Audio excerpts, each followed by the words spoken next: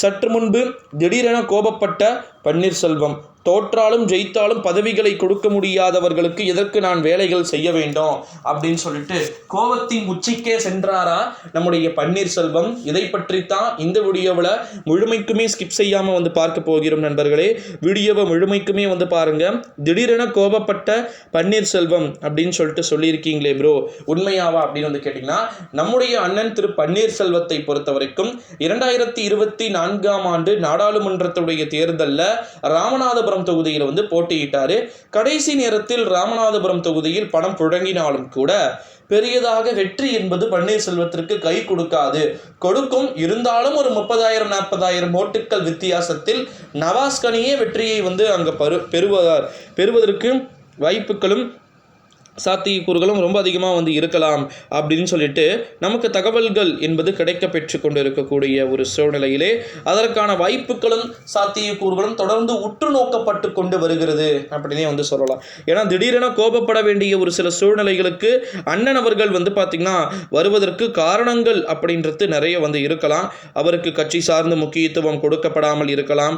ஆட்சி சார்ந்து கடந்த முறையே கூட வந்து பார்த்திங்கன்னா அடித்து களம் காணுங்கள் பன்னீர், பார்த்து கொள்ளலாம் அப்படின்னு சொல்லிட்டு பிஜேபியினர் நேக்காக வந்து பன்னீர்செல்வத்தை பகடை காயாக வந்து யூஸ் பண்ணிக்கிட்டாங்க. ஆனால் உண்மையில் வந்து பெருசாக பன்னீருக்கு எதனா பண்ணாங்களான்னு வந்து கேட்டிங்கன்னா எதுவுமே வந்து பண்ணலை அப்படின்னு தான் வந்து சொல்லணும். ஸோ இதனால் கூட கோபத்தை வந்து வெளிப்படுத்தியிருக்கலாம். தன்னுடைய வெற்றி பெருசாக வந்து தீர்மானிக்கப்பட வேண்டிய ஒரு சில சூழல்களில் இல்லையே அப்படின்ற ஒரு விரக்தியிலையும் பன்னீர் இருக்கிறார் அப்படின்றத எல்லாம் இங்கே வந்து பார்க்கப்பட முடிகிறது நண்பர்களே. ஏன்னா நம்முடைய தமிழகத்தை பொறுத்த வரைக்கும் அடுத்தடுத்து வரப்போகின்ற 2026ஆம் ஆண்டு சட்டமன்ற தேர்தலாக இருக்கட்டும் அல்லது நாடாளுமன்றத்துடைய தேர்தலாக இருக்கட்டும், எல்லாமே வந்து பார்த்திங்கன்னா மாற்றத்தை நோக்கிய நகர்வுகள் அப்படின்றது நடக்கிறதுக்கு வாய்ப்புகளும் சாத்தியக்கூறுகளும் வந்து இருக்குது அப்படின்னு சொல்லிட்டு தான் நமக்கு இங்கே வந்து தகவல்கள் என்பது எதிர்பார்க்கப்பட்டு கொண்டிருக்கிறது நண்பர்களே.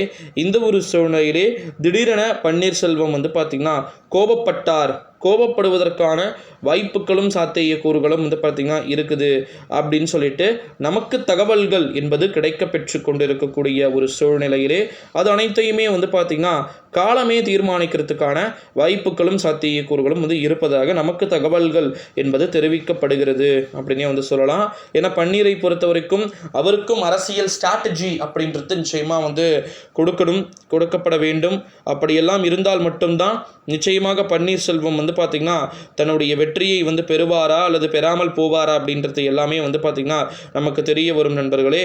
ஸோ காலம் பொறுத்திருந்து பார்க்கலாம் எப்படி வந்து அவர்களுக்கு மாற்றத்தை ஏற்படுத்தி தருகிறது அப்படின்னு சொல்லிட்டு. ஓகேங்களா, இந்த ஒரு சூழ்நிலையில தான் நம்ம வெயிட் பண்ணி தான் வந்து பார்க்கிறோம் நண்பர்களே.